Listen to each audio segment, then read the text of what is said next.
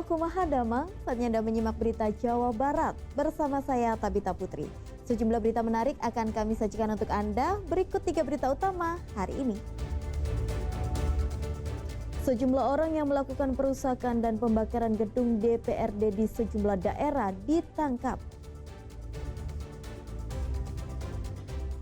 Pelajar dan warga yang sempat ditahan saat unjuk rasa mulai dibebaskan oleh polisi. Terbawa arus deras Sungai Serepatan Bogor, satu pemuda masih dalam pencarian.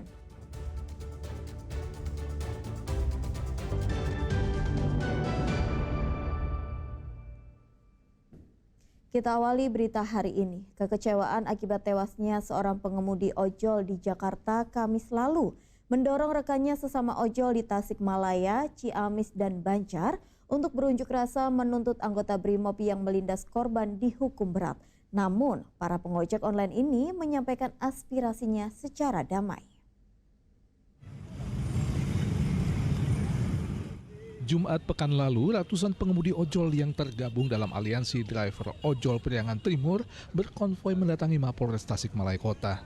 Mereka melakukan aksi unjuk rasa buntut meninggalnya pengemudi ojol bernama Afan Kurniawan akibat dilindas oleh kendaraan taktis atau rantis Brimob saat unjuk rasa di Jakarta Kamis malam.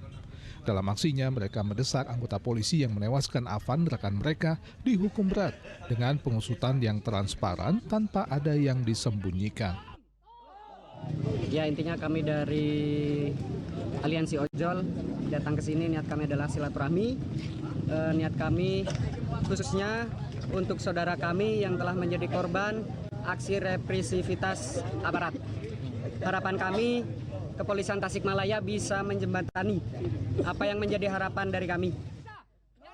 Tuntutan pengojek daring tersebut diterima oleh Kapolres Tasikmalaya Kota. Polisi juga meminta maaf atas kematian Afan Kurniawan. Jadi tuntutan mereka akan kami sampaikan pada pimpinan secara berjenjang. Yang tidak kalah pentingnya, kami dari Tasikmalaya Kota mengucapkan permohonan maaf yang mendalam terkait insiden tadi malam, dan kami mendoakan semoga almarhum Afan diterima amal ibadahnya dan ditempatkan terbaik di sisi Tuhan Yang Maha Kuasa. Setelah menyampaikan tuntutannya, ratusan pengemudi ojol pun membubarkan diri dengan tertib. Kericuhan justru baru terjadi setelah para ojol bubar. Bentrok pecah setelah ratusan orang berbaju serba hitam yang berunjuk rasa menuntut revolusi berusaha merangsak masuk ke kantor Polres Tasikmalaya Kota. Saling dorong dan saling lempar berakibat sejumlah orang luka-luka.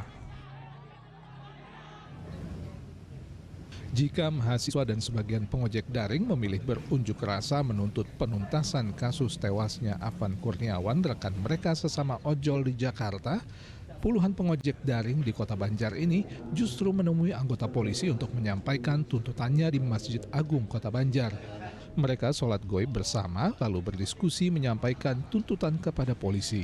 Mereka meminta polisi mengusut tuntas kasus ini dan menghukum pelakunya yang juga anggota polisi, menghentikan penggunaan kekuatan berlebihan kepada masyarakat dan memberi ruang kepada rakyat untuk bisa bebas mengutarakan pendapatnya di muka umum sesuai dengan Undang-Undang Dasar 1945.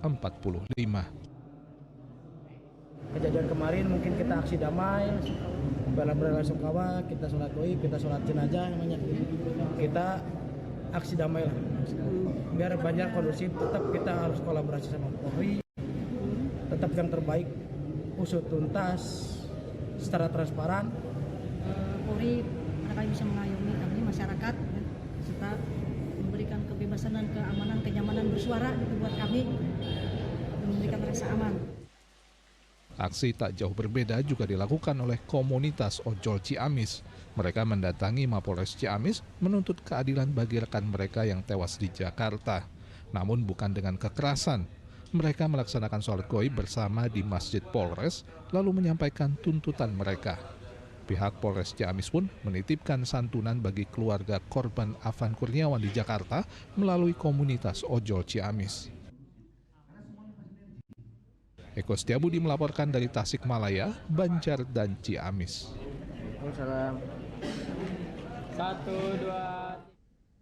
Dari peristiwa perusakan dan pembakaran beberapa kantor DPRD terungkap pelakunya adalah kelompok terorganisir di luar pengunjuk rasa. Mereka sengaja datang untuk melakukan perusakan gedung DPRD.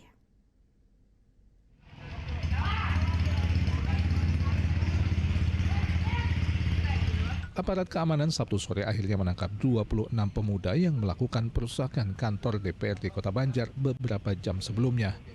Dari yang ditangkap, 24 diantaranya masih di bawah umur, hanya 2 orang yang sudah dewasa. Mereka pun diperiksa di Mapolres Kota Banjar.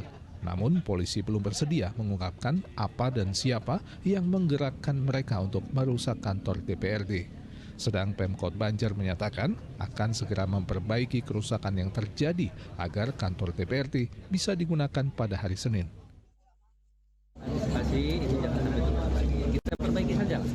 Jadi itu kejadian yang sudah terjadi, kita sekarang dengan adanya malam ini kan mengevaluasi kejadian tadi supaya tidak terjadi lagi di Kota Banjar. Menyayangkan karena yang saya tahu gitu ya, itu kan aset yang selama ini berkontribusi terhadap pembangunan Kota Banjar. Jadi langkah dari Pemkot sendiri gimana Pak setelah kejadian ini? Langkahnya seperti apa? Ya, langkah pertama mungkin kita secepatnya kita perbaiki, yang kedua kita amankan.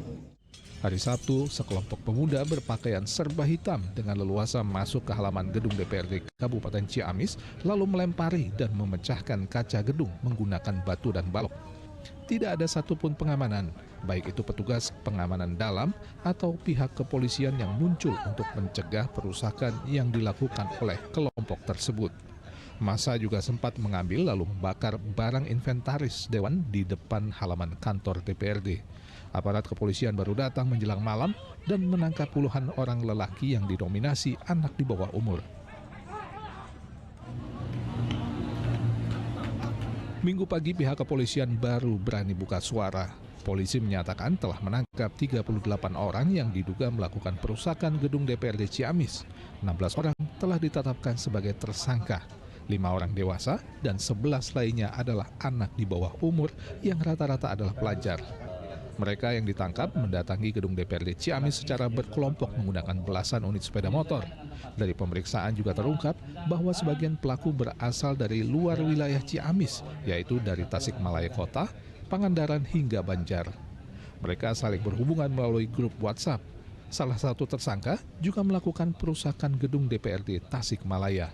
Tersangka yang masih di bawah umur kini menanti di sidang melalui prosedur peradilan anak. Proses penyidikan memang ada indikasi ada grup WhatsApp ya, namun kita masih proses untuk perkembangan lebih lanjut. Ada hubungannya dengan kejadian yang di daerah lain seperti di Banjar dan di Tasik, nah? Dari hasil pemeriksaan itu belum ada, ya belum ada. Namun ada satu pelaku yang ikut di Tasik Kota, ya satu orang pelaku, dan dia melakukan di sini juga di wilayah Kabupaten Ciamis. Pelaku rata-rata sebagian berasal dari luar Kabupaten Ciamis. Ada yang dari Tasikmalaya Kota, ada yang dari Pangandaran, dan ada yang dari Banjar. Yang anak-anak itu masih statusnya pelajar atau gimana, Dan? Pelajar. Ada yang pelajar. Usia antara 14 sampai dengan 16 tahun. Artinya SMP dan SMA? Ya, betul. Kita akan bekerja sama dengan KPAI untuk proses hukum sesuai dengan peradilan anak. Sejumlah petugas Inafis Satuan Reserse Kriminal Polresta Cirebon Minggu siang melakukan olah tempat kejadian perkara perusakan penjarahan serta pembakaran gedung DPRD Kabupaten Cirebon. Mereka memeriksa hampir seluruh ruangan yang kondisinya porak-poranda dan hangus terbakar akibat dirusak sekelompok orang Sabtu lalu. Hasil olah TKP, petugas menyita sejumlah barang bukti berupa alat yang digunakan untuk melakukan perusakan serta rekaman kamera pemantau saat kejadian. Sejumlah saksi telah dimintai keterangan untuk digunakan sebagai bekal menangkap kelompok perusuh tersebut. Eko Setiabudi dan Maruli Habibi melaporkan dari Banjar, Ciamis, dan Kabupaten Cirebon.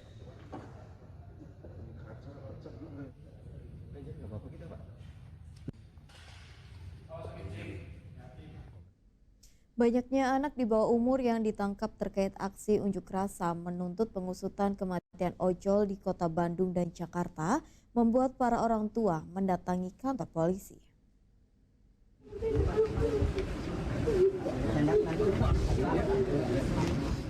Tangis seorang ibu tak terbendung ketika bertemu lagi dengan sang anak yang dibebaskan setelah sempat ditahan di Mapolda Jawa Barat Minggu sore. Menurut pihak Polda Jabar, Minggu sore 23 orang pengunjuk rasa telah dikembalikan dan dijemput oleh keluarga masing-masing. Dari 23 orang tersebut, 5 diantaranya adalah anak di bawah umur. Sedang di dalam tahanan, ada lebih dari 120 orang yang masih didata. Setelah menjalani pemeriksaan, mereka yang tidak melanggar hukum akan segera dibebaskan. Untuk sisanya ada kurang lebih 124 lagi ya. Lagi ini merupakan pengamanan pada tanggal 30. Di tanggal 30 ini ada 2 periode pengiriman dari lapangan, jumlahnya 21. Kemudian 62 orang. Kemudian yang berikutnya tanggal 31 ada 9 orang. Jadi manakala orang tua, saudara yang tidak terdapat di hari ini, ya sore ini, berarti yang bersangkutan itu kemungkinan besok. Ya, besok akan kita berikan karena ini masih pendataan. Kita juga cukup lelah, cukup banyak ya yang kita amankan, personelnya kita juga terbatas.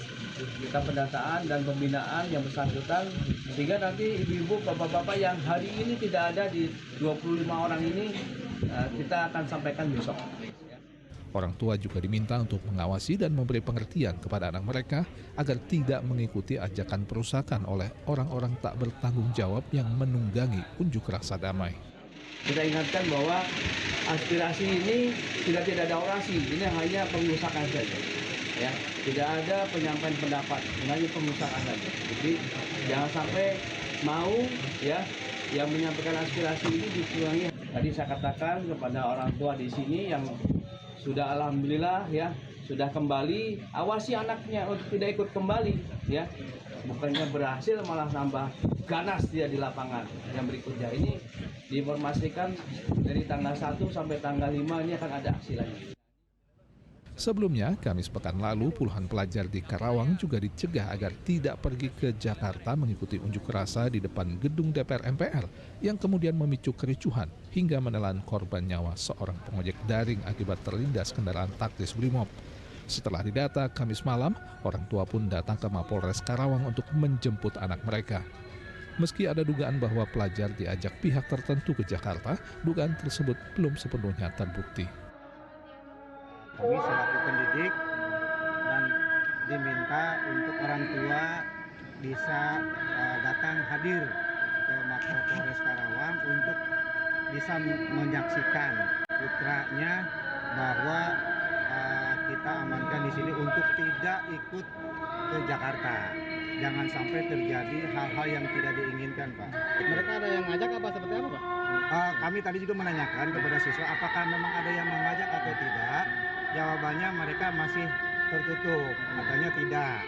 Kita juga lagi menggali, yang dikhawatirkan ada grup yang mengarahkan siswa-siswa kita untuk ikut ke Jakarta maupun ke Bandung.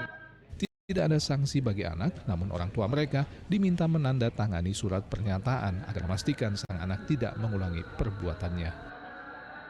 Muhammad Rizal dan Akli Yusuf melaporkan dari Kota Bandung dan Karawang.